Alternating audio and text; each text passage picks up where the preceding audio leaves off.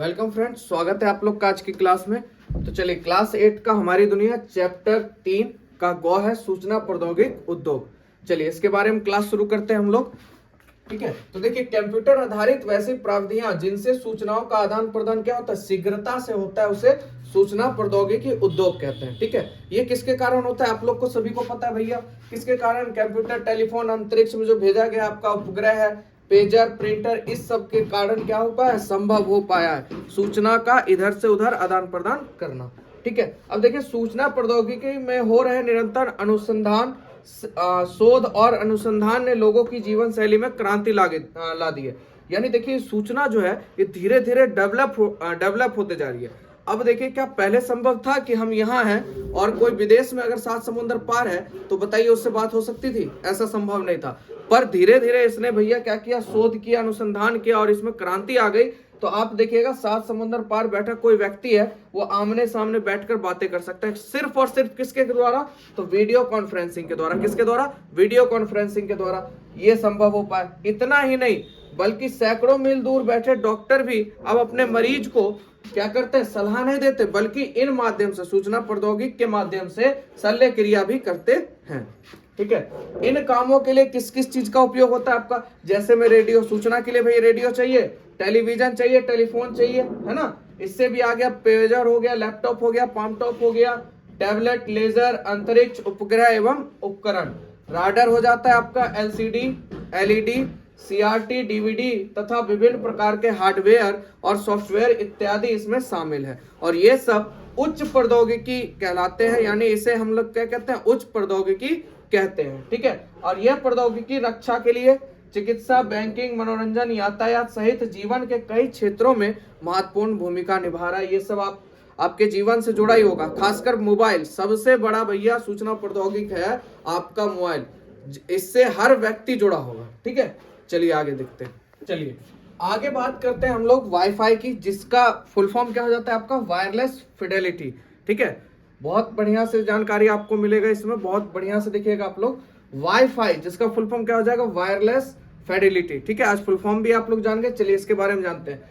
ऐसी तार रहित प्रणाली है जो क्षेत्र विशेष में किसी भी कंप्यूटर डिवाइस को इंटरनेट से जोड़ती है। आपने मोबाइल में भी देखा होगा, एक मोबाइल से दूसरे मोबाइल में इंटरनेट चलता है, किसके द्वारा संभव है? तो वाईफाई के द्वारा है, जिसका फुल फॉर्म क्या है, वायरलेस फिडेलिटी। ठीक है, याद रखिएगा। चलिए, प्राचीन काल में सूचनाओं ताली बजाकर, अगर पुराने समय की बात करें तो पहले के जमाने में कैसे होती थी भाई, ताली बजाकर सूचना दिया जाता था, आग जलाकर, है ना, या तो पशु पक्षियों की बोलियां आवाज निकालकर। उसके बाद पक्षियों में कबूतर विशेष भूमिका निभाता था आपका कबूतर। आपने फिल्म भी देखा होगा, जा कबूतर जा, है ना, चिट्ठी पहुंचाने के लिए। तो कबूतर का मेन रोल होता था संदेश को या सूचना को इधर से उधर करने का। ठीक है, उसके बाद कागज के उपयोग से यह पत्र के रूप में मददगार हो गया।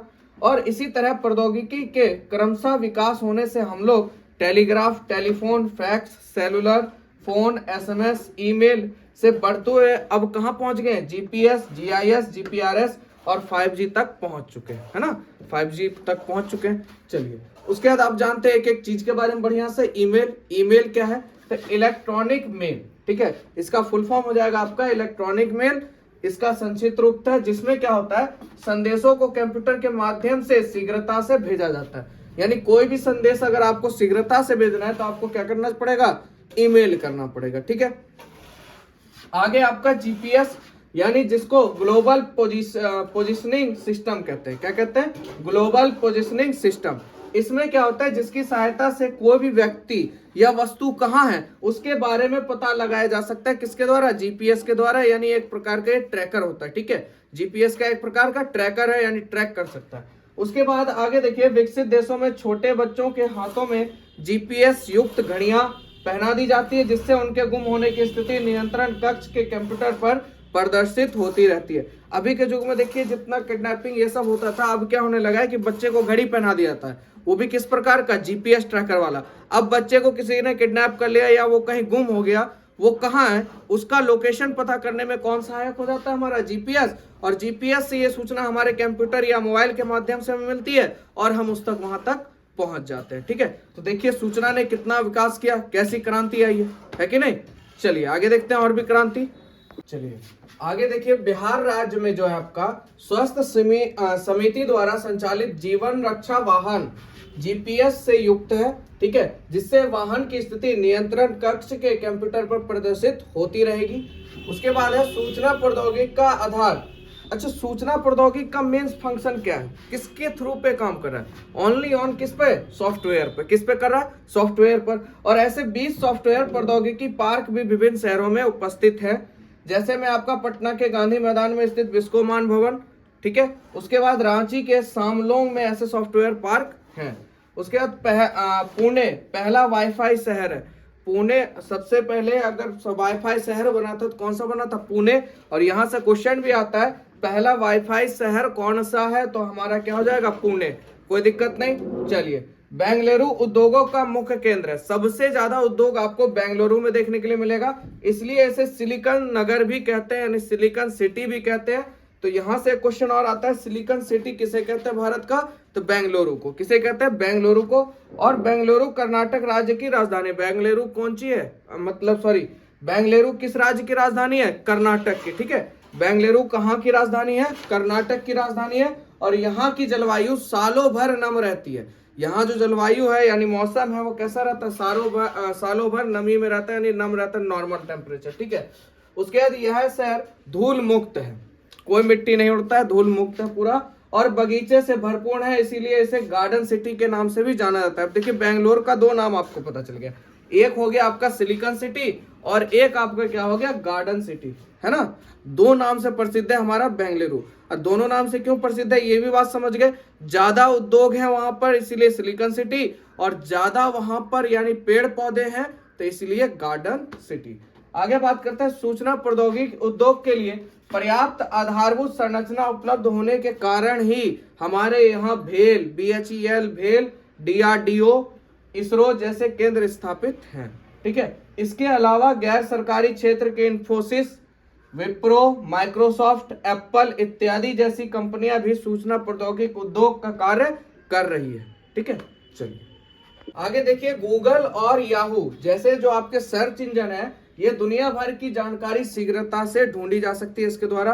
और आपको पता होगा अभी के युग में अगर सबसे बड़ा बाबा है तो आपका गूगल बाबा है। दुनिया की हर चीज आप इससे जान सकते हैं, इसकी मदद से हर चीज को आप पा सकते हैं, ठीक है। चलिए आगे बढ़ते हैं, वेबसाइट। अब देखिए, वेबसाइट की मदद से क्या होता है, आप रिजल्ट देख सकते हैं, आवेदन कर सकते हैं। नहीं तो पहले के जमाने में क्या था, फॉर्म भरिए, फॉर्म खरीद के लाइए, उसको पोस्ट ऑफिस में गिराइए, फिर वहां तक जाने में समय लगता था। पर अब क्या, डायरेक्ट वेबसाइट से आप लोग आवेदन कर सकते हैं, रिजल्ट भी वेबसाइट के द्वारा आप तुरंत देख सकते हैं। अन्य जानकारी घर बैठे, बाकी और भी जानकारी आप घर बैठे साइबर कैफे से प्राप्त कर सकते हैं। ट्रेनों के आरक्षण, रिजर्वेशन जिसे आप लोग कहते हैं, बैंकिंग कार्य, खरीदारी, सभी इनसे संभव हो गया। किससे? सूचना प्रौद्योगिकी उद्योग से। टीवी पर दिखाए जाने वाले आपने विभिन्न चैनल देखा होगा, इन्हीं प्रौद्योगिकी के कारण ही संभव हो पाया, जो आपका छतरी नुमा एंटीना का है। और उद्योग भी सूचना प्रौद्योगिकी के कारण ही बढ़ा है। ये जो छतरी नुमा एंटीना आप लोग देखते हैं, किसके कारण हुआ है? सूचना प्रौद्योगिकी के कारण हुआ है। तो आप लोगों ने देखा भैया, उद्योग बहुत तरह के होते हैं, और ये जो सूचना प्रौद्योगिकी उद्योग है, ये जो आम मानव जनता है इसके लिए कितना लाभप्रद रहा है ना। तो चलिए, तो समझ में आ गया होगा आपको। अगर वीडियो अच्छा लगा, मेरा क्लास आप लोग को अच्छा लगा, तो ईमानदारी पूर्वक आप लोग जरूर इसको आगे बढ़ाइए, रिस्पॉन्सिबल दीजिए, क्योंकि आपका ही प्यार मुझे आगे तक लेके जाएगा। चलिए मिलेंगे नेक्स्ट वीडियो में।